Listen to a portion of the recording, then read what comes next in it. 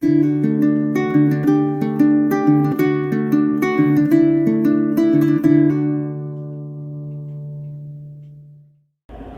guys, Doug the Michigan Piper here in Pipe Rest, and a few things have happened since the last couple of videos.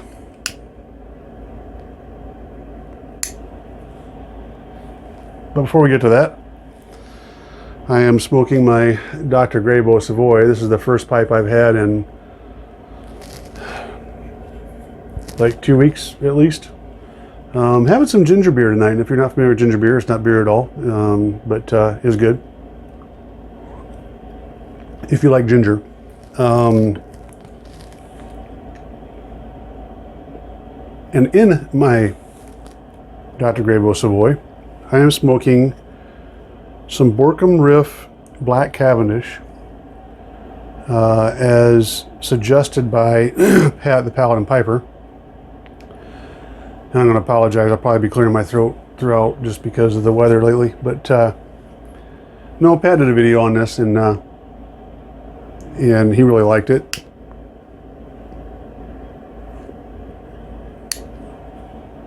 And I can tell you so far I do too. I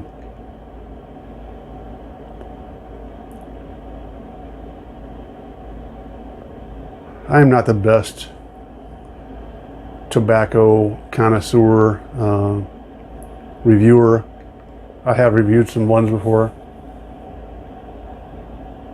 But to tell you the truth, I don't even watch. I do watch some reviews, but it really doesn't. It doesn't do much for me. But in this case, Pat seemed convinced enough that this was a good blend and I should try it. So far, I'm not disappointed. It has a certain characteristic, like the nuttiness. Maybe some people might call it plummy, but that I like on tobacco. So pretty good. When I do reviews, I have my rating system, which is if it was the last thing on earth, would I smoke it? Second question being, would I go out and look for it? Third being, would I add it to my cellar? And I would have to say for this, number 1 and 2 are a solid yes.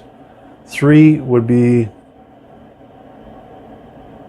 a definite maybe, just because I have some tobaccos in my rotation now, and I try to keep my rotation fairly small. But my chemistry, body chemistry, keeps me from having it stay too small.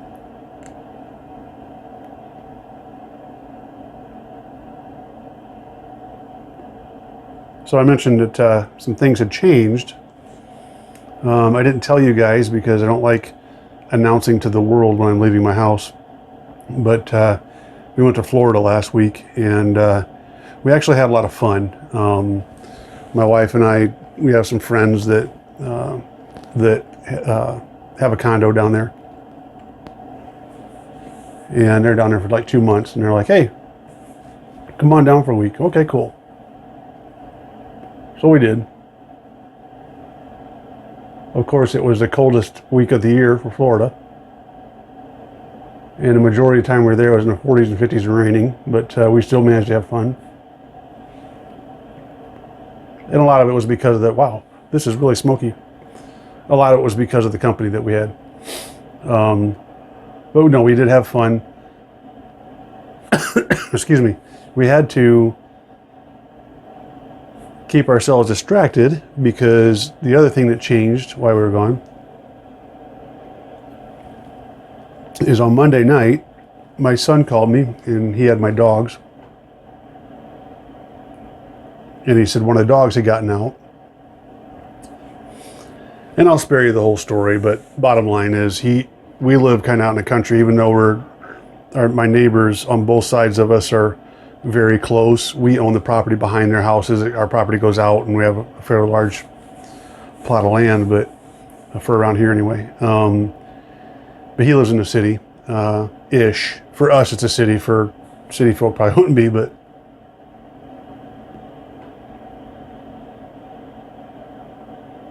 his dog, or my wife's dog, we've got two dogs. They're both ours, but we consider one mine and one hers. My wife's dog got out, and it was literally the coldest day of the year. So the night temps were sub-zero, and she's a miniature Australian Shepherd. So she has a coat, but sub-zero temperatures for a tiny little dog like that. I think the hardest part for us was that we never found her. The hardest part for us was that there's no anything like the people that he was at work. He had some people let the dogs out. The people he had to do that chased her down the road, trying to catch her, and then she took off into some woods. He lives around the edge of the city, so once I got to the end of his street, dogs out in the woods. So my guess is either weather or coyotes or both. So that was a little rough, and then we came back on Sunday night and it hit even harder because now you're home, right? It was rough because we knew the weather. We knew she stood no chance. We knew that we're coming into it days later. So we even I had a friend that's got an uncle that searches for dogs with drones, and he took a drone up, no sign of her.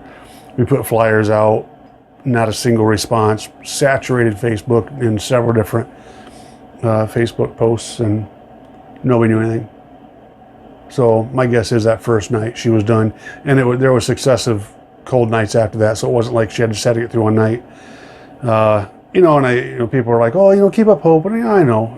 There's all the kind of success stories where dogs have made it home, but being in the city without being seen, now we're a week and a half after, and nobody's seen her, so nobody said anything. So we're looking at the writing on the wall here, and I think the worst of it's over, but it still sucks, and I hate it for my wife. I really hate it for my wife, because as a husband, I want to do something. I want to fix this for her, and I can't do that. So, it's, I wouldn't use the word devastating. Maybe for her it is. But for me, it's just a sock in the gut. So you get over these things though, and they're helpful reminders,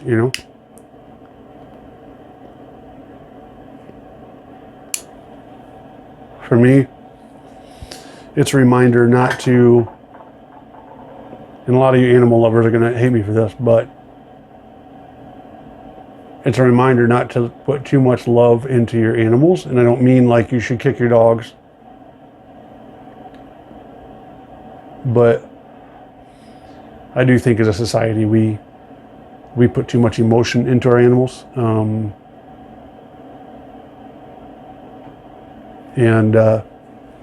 I got pretty attached. I'm attached to both of them, but I'm not saying you don't want to love your animals, but they should not be like kids. In my mind, my opinion, I know not everybody agrees with me, but they should not be like kids. I think it's an insult to God when we show more affection to our animals than we do to the people around us. So it was a reminder of that.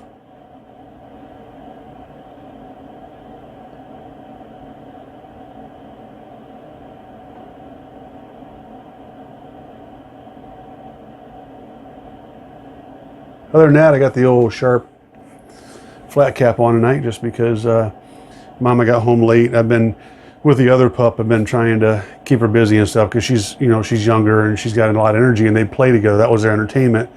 They were kind of maintenance-free dogs for the most part when it came to that. So now I've got to, keep her busy and stuff. She kind of went through this little depression period where, she didn't look good. She didn't act right. She's coming out of that now, but now she wants to play all the time because her playmate's gone. So, I didn't have a time to smoke a pipe earlier. Mama got home late from work, so I'm like, you mind if I go down to the basement? I haven't had a pipe in like 2 weeks, a week and a half, 2 weeks, more than that. I don't know. And so she's up there with the pup, and I figure, well, I'll wear the hat because I usually wear a sweatshirt and a hat when she's home, especially later at night like this, because then when I go to bed, you know, my hair's been for the most part covered up. She's still going to smell it, but it's not going to be overwhelming to her.